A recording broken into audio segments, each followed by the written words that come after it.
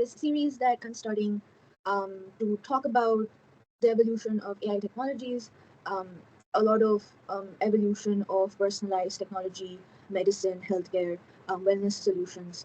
Um, and the intent here is to enable people and inform people to evolve with the times. Um, and we are changing at a very rapid scale. And given the current state of things, a lot of people may not be equipped adequately to adapt. And so, with this company that I'm starting, Diriddle.life, we are developing technologies that is an interface between human computer interaction and AI that really personalizes and enables people to sort of evolve and personalize things as per really their needs and their response to different things that is going on.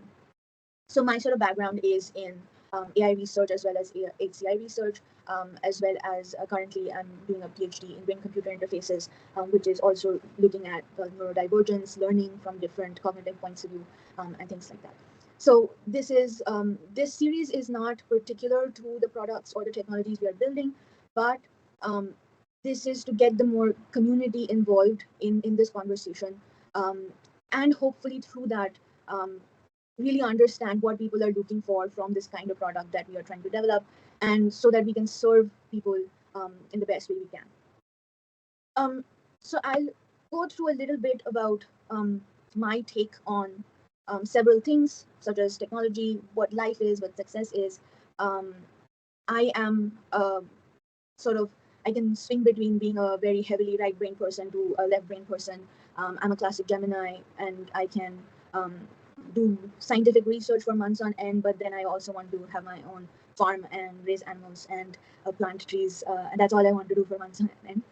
So I really struggle with it to find a balance to do all of these things, and so I understand a lot of the current problems with adapting to technology, that we are just becoming a very technocratic society, and there are these sections of people who are really gonna get overwhelmed or left behind if it is not adapted and personalized to how they can accept and modify technology as per their needs. So this is to bring in a lot of different types of people in one room and get a more holistic perspective on how should we interact with technology, and not just how technology is being enforced on us. And this is the opening series. I'll do a bit about my perspective. I encourage anyone to step in at any point if they want to add something. At the end of the session, I ask everyone for their perspective if they have anything to add. We are also doing subsequent follow-up events where we are reaching out to different wellness, healthcare experts who have worked with different kinds of people and are addressing very niche challenges in different sort of areas, and we will take their perspective. I invite everyone who is here or will be listening to this later to reach out to me if they want to speak, and if they want their perspective to be heard and be part of our platform and be part of us. So with that, um, what is life? That is a very big existential question, but I'll try to break it down into certain emotions and cognitive behavioral things that is very intuitive, that we all know on some level. Um, when we look at these awe-inspiring images or these perfect versions of life or these very rare moments of beauty and joy, we get a lot of hope and wonder out of that. And these are certain kinds of emotions. And we if we see that kind of reality a lot, we also skew our perspective to expect that to be the norm, as opposed to being an exceptional moment that was captured by one individual who went to a unique location or had a unique experience. And that we see very often with social media. um, this is a garden that I started in my patio. In the beginning, it was a lot of hard work. I never done it before. Well, I had done it when I was a kid with my grandparents, but I was really missing that experience as I started doing this. It was a lot of figuring out soil and a lot of joy and excitement to see every leaf come out. But eventually, it faded as life got busy, and then for unknown reasons, lettuce apparently starts to die after getting really beautiful. You think it will keep getting better and keep growing, but it doesn't. I didn't know that. So when you really physically do things, nature is not always all beautiful. Things die if you don't water it. They will just die overnight, and you don't know what to do or how to fix it. There's a whole process, and you have to accept disappointment. But it comes with a much deeper understanding of a lot of things and just connection with nature that in otherwise you wouldn't have. And this is not really about like an Instagram live versus reality kind of a thing, but it is also that. We all have these planned moments in life where we're celebrating or we share these perfect images on social media and project that to be all of our life. But there is a lot of slog work, waiting in lines, waiting for things to get done, and all of those details that nobody ever talks about.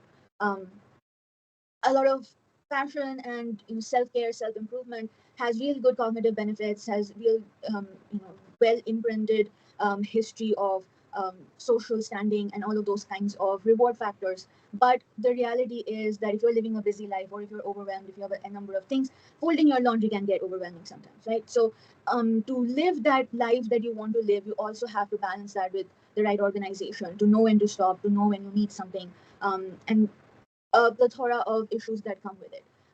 I have endless conversations with friends who are always complaining about their fridge or their pantry and not knowing what to eat. But we all know what needs to be done. We have all the information, we have all the role models, but to follow through that, given all the things that is going on in your life, can be overwhelming. And there are lots of executive action that needs to be taken on a daily basis to make a plan come to fruition and to have a long-term effect of that plan. But there are lots of missing elements in that that is simply hard to manage. And especially if you have families with other people to coordinate or people who are dependent on you, that just becomes more and more challenging. Um, with especially my perspective of doing academic as well as industrial research, research is a greatly rewarding thing. Like a lot of people complain about doing PhDs and things like that, but when you start to do it, it is amazing. Like you have this plan and you have the ability to make something real that didn't exist before, and that's a very great goal. But the reality is, no one is going to accept your vision or your proof or your results just like that. You have to really validate that, ground that in facts, iterate, debate, go through rebuttals, go through endless revisions of one paragraph that you would have written. And so a lot of this slog work seems like it's demotivating, but when you come out of it at the other end of that process, you are like, you have such a much more deeper understanding of what you did, what it can do in future, how it can impact other people. And then while you were rewriting something for the fifth time, you were like, this is something I could have done better, or this does not align logically with some other existing things. Why is that? So you wouldn't even have thought of that until that fifth time of rereading it, because it's just a deeper cognitive process that your brain hasn't started to make those connections yet. And so this whole idea of using tools to write papers for you or to read books for you and give you summaries and things like that, there might be applications for them. And if you are in a certain position or you have gone through all of this log work and your brain is not going to develop any further with a similar kind of reading, maybe at that point a certain kind of automation is helpful or necessary. But if you're a student or starting out and you never really get to those deeper connections, then that can be a terrible thing for people ever wanting to do research or having a deeper understanding of things. So a lot of things is really a fine balance between all the things that you gain energy from and all the things that take up your energy. And all great ideas or eureka moments come from this flow of energy, and you need both these processes to have these unique moments of clarity. And that could be a scientific idea, but even some problem that you have been dealing with, personal or relational or something like that, and something makes sense while you're doing a random chore. And if everything is automated or everything is streamlined all the time, then you are going to not have that struggle in your brain to get to those points. um, so it is an important part of the process. And life is not just one aspect, life is all of it. And from cellular to cosmic to everything that you perceive, every cue in your environment shapes your life dynamically every moment of your day, every moment of your month, your life. And so we have to be very mindful of using technology. And we are at the stage where all the negative aspects of using too much social media or too much projection or too much screen time, all of those things are being highlighted and being researched. At the same time, we are being introduced to these advanced technologies like AI, and you're talking about AGI and superintelligence, and all of those things that are going to streamline all sort of experiences that we have had since at least our generation has been born.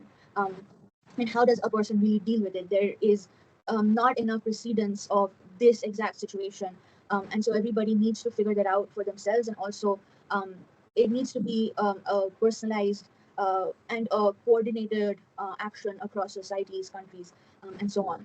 And that is a very big problem, but also an opportunity, right? So, um, what is success, and how do we actually think about succeeding in life? Um, Success is everywhere in nature, like from a microorganism to the evolution of life on this planet. Everything has to succeed in different stages to evolve and to grow and to be better. And we know this not just by listening from other people talk about it, but we know intuitively since we were born. Everything that we have done all our life, from walking to learning to eat to learning to play in school, we have gotten some kind of a feedback, a feel good emotion, or a reward of some kind at everything that we did, to be like, okay, this I don't enjoy, or this is something I enjoy. This is I don't enjoy, but I still have to do it. Everything has been a series of decisions. Um, and just from playing in like middle school to going to undergrad, or if some of you are working in corporate, working in teams, really comes down to a very basic thing we know in nature, that there are things that are in an ecosystem that have been harbored by that ecosystem and is just there naturally, and doesn't really introduce any change to that ecosystem. But there are things that are introducing significant changes that are can either be an invasive change or a cooperative change that coexists with the native, and enhances its biodiversity and enhances its strength. Um, and so that is seen in every sort of level of a triangle of life, from food cycles to industries to every aspect of life has that. And we don't always explicitly process that, but with let's say a targeted promotion, then we will start thinking about this stuff more explicitly. If you want to get to a management or a leadership position, now that you are trying to look at it from an outward perspective, then you really start to see the layers in it. But it is also a fine balance between collaboration and coexisting and competition. Competition is also good, that just in terms of economy, ideas generated, fairness in the market, in all sorts of ways, both for an employer, employee, and the consumer. Competition has always been a good thing, as well as in nature. That is how you get more advanced, stronger species of things. Um, and that is also a balance between um, how much do you compete with others to for your own success versus compete to ensure others fail. And that's where a collaborative mindset versus invasive mindset really starts to show up. And too much of anything can lead to a complete annihilation of an ecosystem. And that is something to keep in mind. And it's from both perspectives, right? If you are not a person who's very competitive and who is more chill and will go along and is more sort of collaborative, sharing ideas, you might also be perceived as somebody who doesn't want to succeed, and all of these organizational policies around things. But in certain organizations, maybe that is the quality that is most valued. And that is all about emotional intelligence and adaptation to different environments. So all of it really is an evolution story, from this company's point of view, as well as just in terms of AI and everything that is going on in the world. Everybody is enforcing a vision of evolution and what the next stage of humanity looks like. And some people would envision us being astronauts, or robocops, and we have seen the negative effects of technology already in our evolution. And the next step is really up to us to decide. We really don't know what it's going to be. Like for me, I like technology, but I also like nature, and so like an Iron Man in a garden is like a representative of my state, right? But then that is also not very practical, because if you had superpowers or body armor like that, the whole legal system would have to be changed. Is it only you who has it, who is a superhuman, or everybody around you has it? If everybody has it, then why does anyone need an ammunition system? So there are just endless complications to that, but it'd be a great option to have. And also, in reality, a lot of people don't want to jump off of planes, or go into space, or wear iron bodysuits and sit in a chair. That's not really going to happen, even if all of the facilities were in place for it. So, what evolution looks like for you is up to you to decide. And it is not like all of humanity looks the same and behaves the same right now. So, every sort of gene pool has evolved in its own way. And then every individual in a family, you would see it has its own unique traits. So it's not like humanity or a human is all the same. Everybody is different, everybody is unique, and that is something that is going to continue to happen. It's really just about each individual being like, how do I stay competitive and succeed in my sphere of life and find that evolution balance. Um, so in that process of evolving and finding that next version of yourself, what is it that's standing in your way? Like we all go through these phases of burnout. Like our generation at mass is going through this lack of time and lack of attention crisis. And I cannot meet a friend that I've known from school nowadays who doesn't claim to have ADHD. But I have known these people all my life, and I'm like, do you have ADHD or do you just don't have your priorities straight? Right? Like it's not an opinion on a disease, but I think it's just a lot of people see symptoms being talked about and being brought up, which is great that there is now awareness about such things, and where a person with ADHD or some cognitive problem would have been discriminated against and would have been considered lazy or doesn't care and things like that. Now a person can have a perspective on that, that okay, they might actually have a cognitive problem that is different from how we process information, versus something that is just um, deficit of attention because of prioritization issues or a lot of things going on in one's personal life is not necessarily the same thing as a disease. And really, it is about answering that question for yourself and really going through a process to figuring things out, as opposed to assign a disease to yourself and then excuse your inability to adapt or adjust. And that is something that is a very big concern, even with very young people and teenagers and things like that. Feedback is very important. I don't know about a lot of individuals, but me and some of my close friends, we are very good at self-talk. So we give ourselves feedback a lot. But a lot of people don't know how to do that. They either look for other people to validate, what their feelings are, or they don't ever address any sort of feedback loop in their life. I worked in big corporates, and I've also worked at startups. And sort of different kinds of educational roles. In big organizations, even like a decade back, they had a very well designed HR system where actually the system was very well thought out based on psychology and behavioral sciences of giving people rewards, giving people bonuses, or having talks with them, one-on-ones with managers. Organizations were originally structured, at least big organizations were originally structured in a thoughtful way, I feel, at least in my initial experiences. But then I think a lot of stuff kept changing just because of budgets and what really generated value or measurable value from different metrics.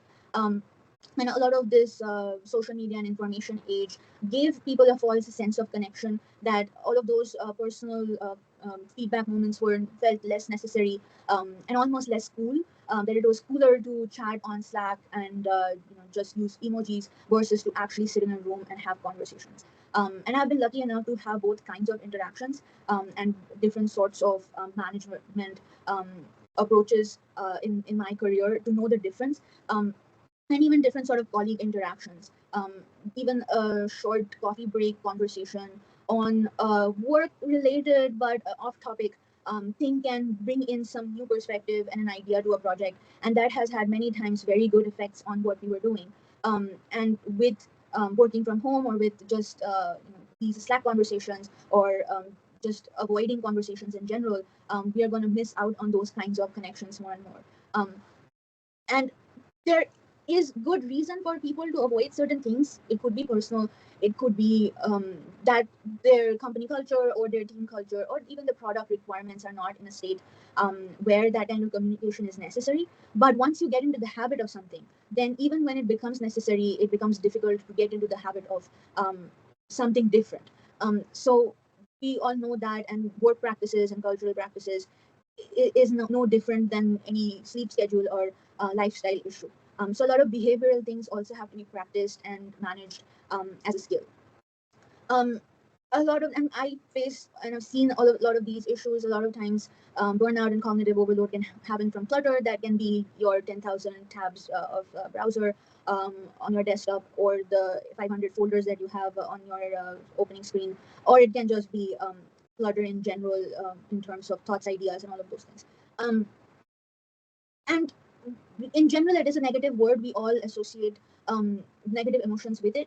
But I've also experienced that in certain cases, when you have some clutter in your brain, having a physical manifestation of that actually allows you to ignore certain things. And that can be a therapeutic thing in itself. and then it leads to catharsis when you get to a state of decluttering it, right? Yeah, but if you keep drowning in clutter, and that can also just spiral out of control. Um, and then just information sharing, emotion sharing, we are really, really bad at all of that. I think our parents were worse. We are still struggling with it. Maybe the next generation is just better in terms of talking about feelings, but are they really talking about their feelings, or are they talking about the feelings that they think they are feeling, in contrast or shaped by media and people around them, as opposed to really having deep conversations and breaking down barriers with other people who know more than them. And there is also like the other side of it. Sometimes when you cannot talk about stuff with people, you don't have that support, or you are a person who would never share anything. um, Art comes out of that, or you would write a poem, or you would write something in your journal that will have value in 10 years time for you. And for a lot of artists and a lot of people I know, that is a process that they go through with deliberation. And so there isn't one size fits all solution for these problems. You cannot tell a person um, clean your house every day like a habit, or go to therapy every day out of habit, and expect everything to be perfect. It really just depends on each individual and how they like to process emotions, and everybody needs that space and time to figure that out for themselves. um, this is a literal mathematical representation of chaos, and this is something that I did during my master's. It's like all over in nature, from fluid dynamics to weather models to everything we know about life has this repeating pattern, that there are these two systems that share energy and split into these balanced or slightly unbalanced but recovering balanced structures. It also um, kind of looks like an infinite sign. So that really represents what mental states are for me.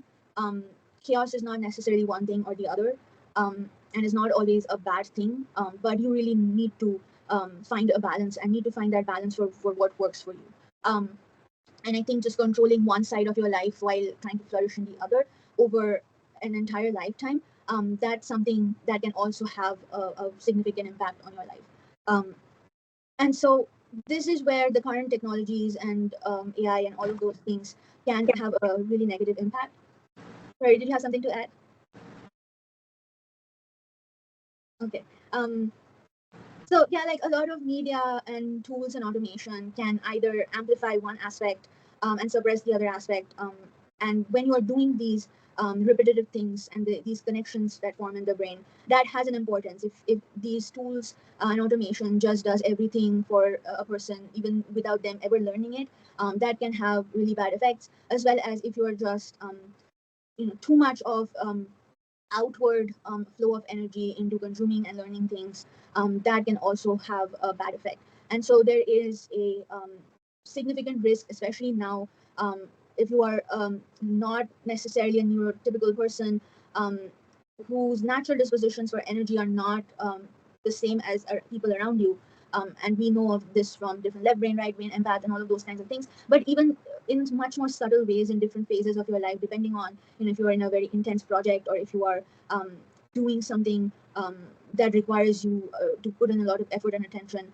These tendencies to get energy from something and get drained very quickly, those kinds of patterns change. And we don't understand these patterns in ourselves very well.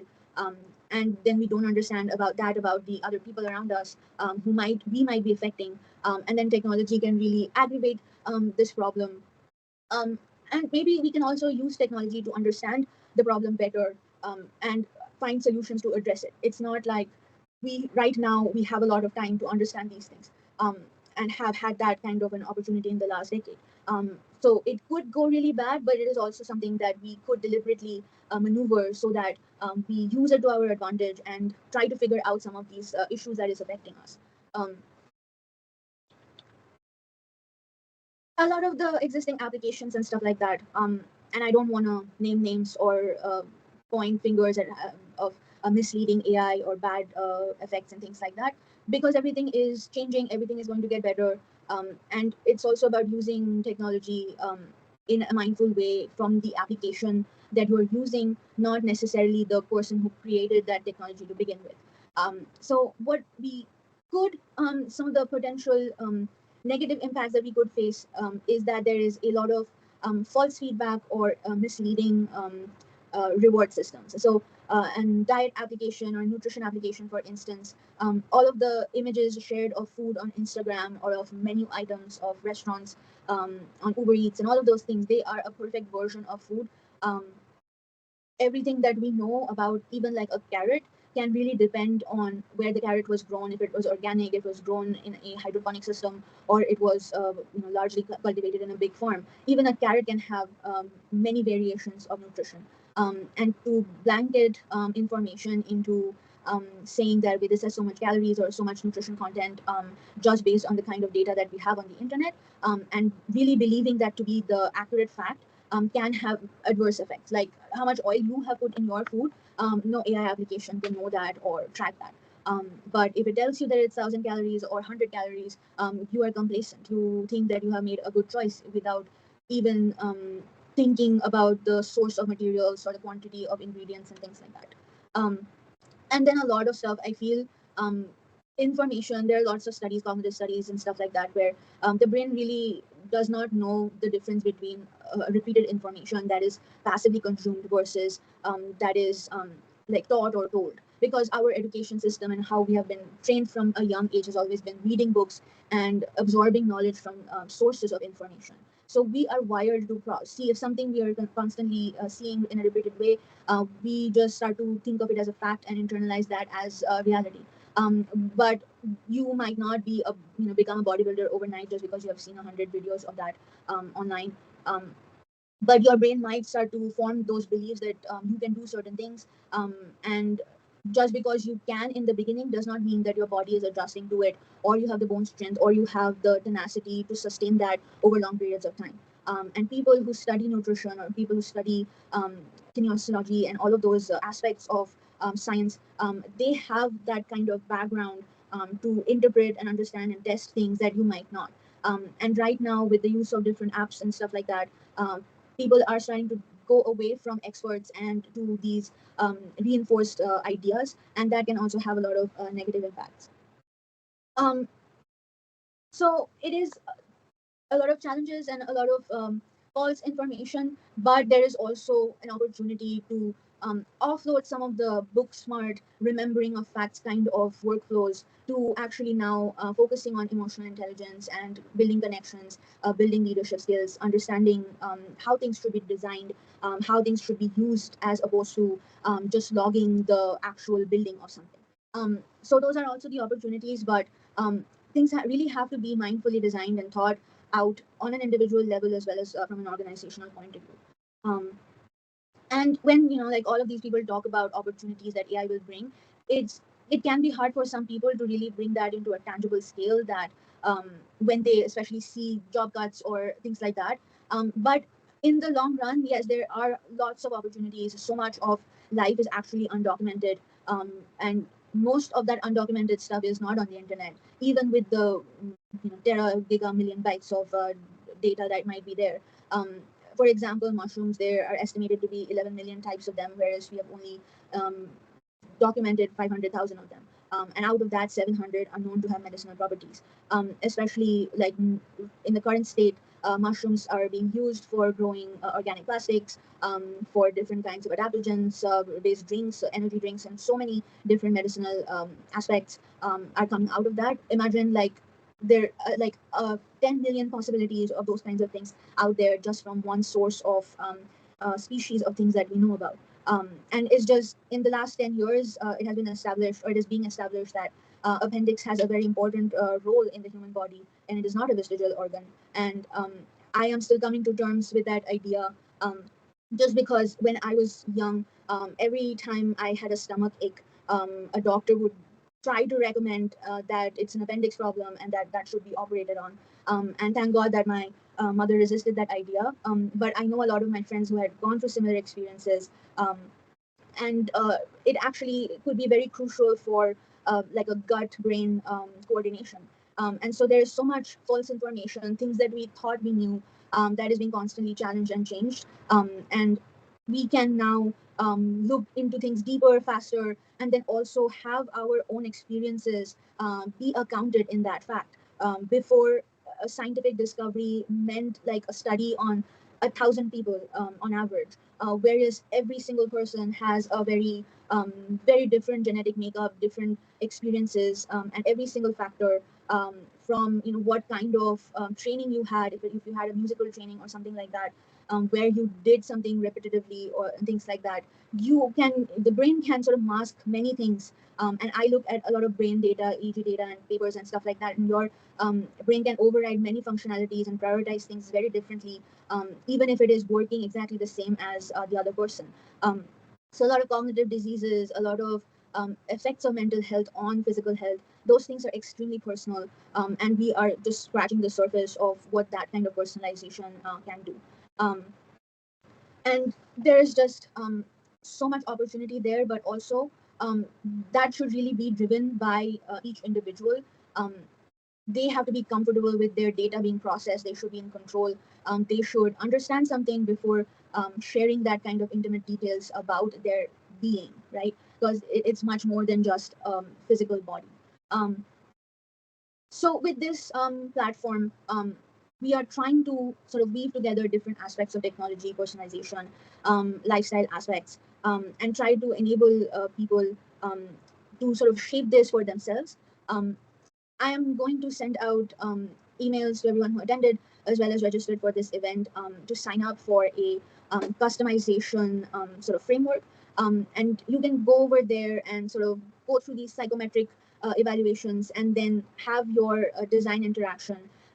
Sort of what would you like, and what would you need to essentially find your balance, right? And it can be many things. It can be something that organizes your nutrition, or helps you shop better, or helps you, learn a new skill, exercise correctly, all of those things. But it can also be things as you need it, and with time change that thing to be different with different functionalities. So we are creating this framework for adaptation, for personalization, that can be extremely customized, and connecting people with sort of experts from different fields, give people sort of an access to AI human collaboration framework, with mentors, coaches, and even developers, people who can analyze your data specifically to your requirements.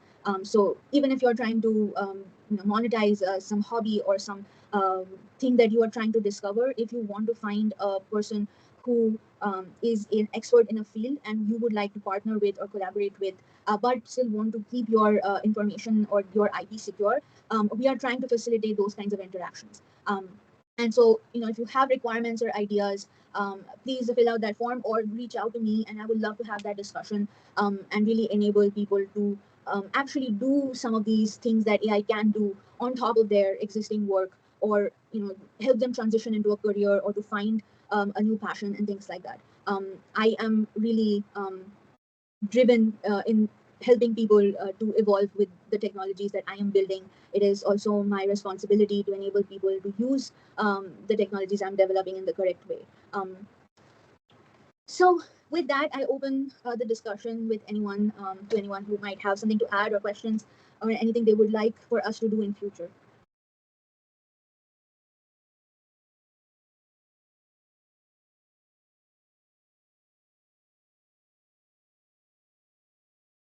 Yeah, go ahead. Hi, I'm Jill, and we met on LinkedIn yesterday. What is your end goal with this? Is this to, like, who's your marketplace? Who's going to pay to utilize this? Like, what is that piece that you hope for this to be? Right. For me, the hope is for it to be a very personal tool. I don't want to use the term personal assistant, because there is just a sort of a bias towards that idea. If you want an AI personal assistant that you want to have a conversational experience with, there are features, libraries, and things like that we can personalize that kind of an experience for an individual. But personally, and I know a lot of people, that's not what you're looking for. Some people are looking for a journal, some people are looking for a guided journal, some people at some points in time need a planner, and that planner really needs to adjust to them.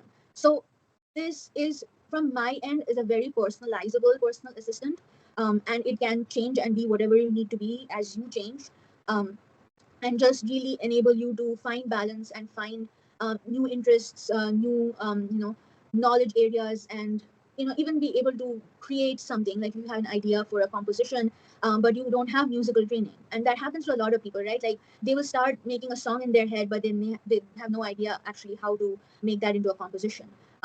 But if you listen to a lot of music, or if you are surrounded by a lot of people who are in that field, your brain can bring in your emotions and your perspectives into that aspect of life as well. And some people we see on social media, they'll always be like dancing or showing their musical abilities or attributes through those videos and things like that. And the psychology behind that is that they have this idea that they want to share with the world. Um, but in some cases, that kind of content is like a short term addressal of an emotion that this person or a need this person is feeling. Um, and they have no other way of addressing that on a larger scale. They cannot quit school, or they cannot quit their job, or they cannot find that 8 hours a week to go take music lessons or to learn a new tool to turn that into an actual piece of music or something that can actually have a much lasting effect. So it is also about connecting people to a coach or an expert who knows how to turn an idea into a composition and help people to actually create something of deeper meaning and understanding. And I think that can also just be a rewarding experience for an individual, especially as we evolve with different technologies coming in. A person might have a great idea using like this AI tool, like I can build some kind of a distillation of some kind of a herb, right? But they don't have any experience with distillation. To actually go seek out a person with that experience in the real world is an expensive process. They would have to seek funding, or they would have to find investment. They would have to find personal financial resources, and that is a huge commitment for a person who has never really planned to do that. And a lot of great ideas die in the process. So this kind of can be the next step for a lot of people, that okay, they have this idea, they got through that initial ideation using AI tools, and they have now certain steps that they want to execute, and now they need to learn something or reach out to a person who has knowledge, or reach out to resources, reach out to facilities who do that kind of things. And so this can enable them to take that next step without a huge upfront investment. But then once they can build a prototype, then they can seek investment. So it can also enable startups and small scale businesses to get off the ground. And so the kind of infrastructure we are building complements the existing AI infrastructure, but gives more capability for those ideas to come to fruition.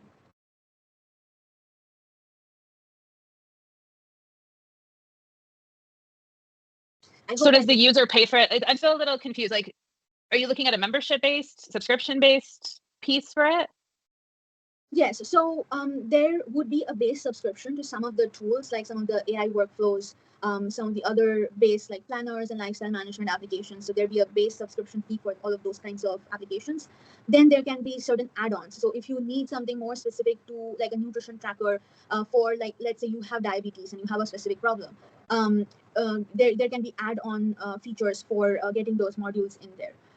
And then if you need something even more customized or personalized, that you don't even know, because somebody maybe have told you have diabetes, but there are other things that you feel are going on, or some behavioral things that you cannot manage around it, then you're like, I want a coach, I want to talk to somebody to help me figure this out. So now it becomes more like a consultation with a healthcare expert or a trainer or a coach or an artist, and those kinds of. So then based on that kind of consultation, there is a consultation fee.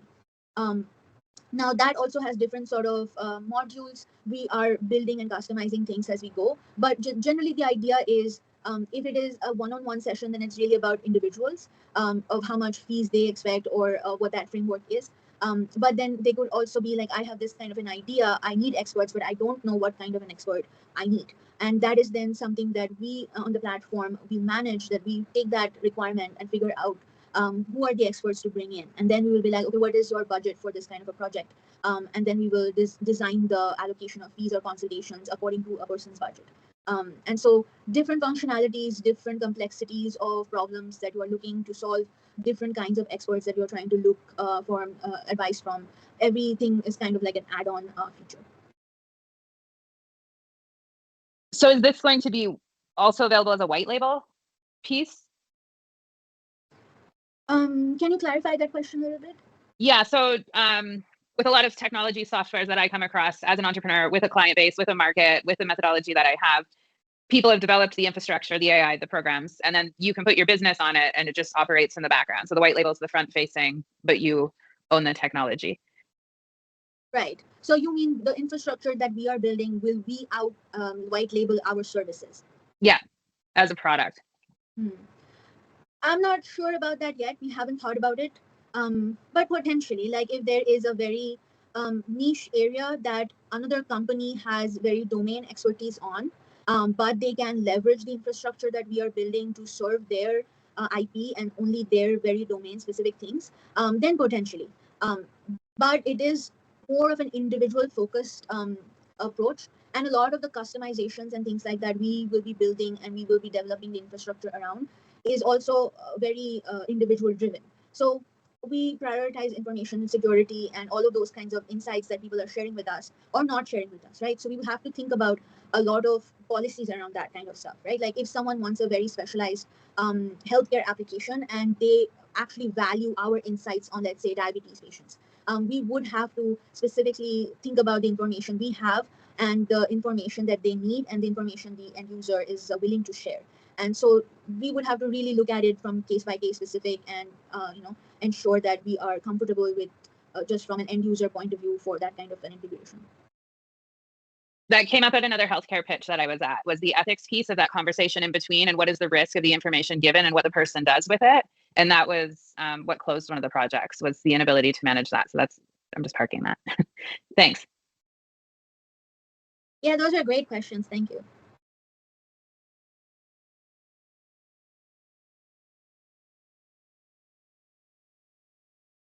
Okay, so if no one else has any questions, I'll just close out the session with letting you know that I'll be sending out emails to anyone who registered for this session with this link to subscribe to like a beta version. And that comes with a section where you can go through certain analysis tools to figure out sort of what your evolution strategy looks like or what your personal needs are. And that information, you can go and do it on a separate level and don't have to share with us if you don't want to. Or you can just share certain aspects of that test that you take with us. So that's up to your discretion. And then there'll be a bit of a fun exercise of you trying to build an interface quickly for something that you want to use right away. And that kind of interaction would really help us reach out to everyone with some custom versions of what this experience looks like. And yeah, so anyone who subscribes to the beta version before December 1st, it's a 1-year free subscription to the platform. So yeah, that'd be great to have people on board and fill out this initial personalization survey. So thank you, everybody.